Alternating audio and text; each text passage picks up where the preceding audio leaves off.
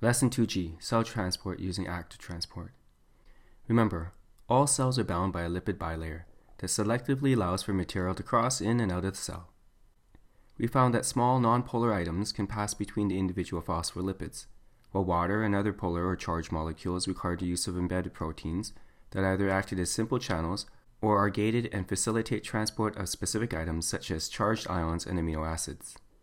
These gated carriers were triggered by chemicals, pressure, or voltage, but they all function by allowing material to travel down their concentration gradients from an area of high concentration to an area of low concentration via simple diffusion.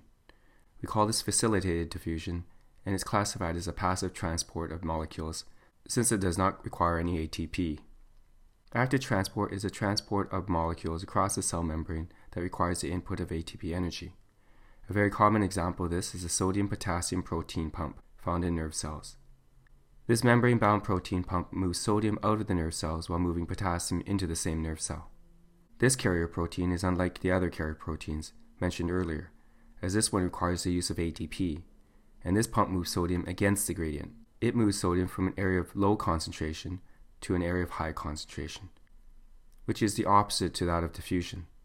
Based on this concentration gradient, sodium would enter the cell through simple diffusion. So in order to move the sodium out of the cell, energy is required, and sodium is pumped against the concentration gradient. This is also true for pumping the potassium into the cells. This is also against the concentration gradient and requires ATP energy.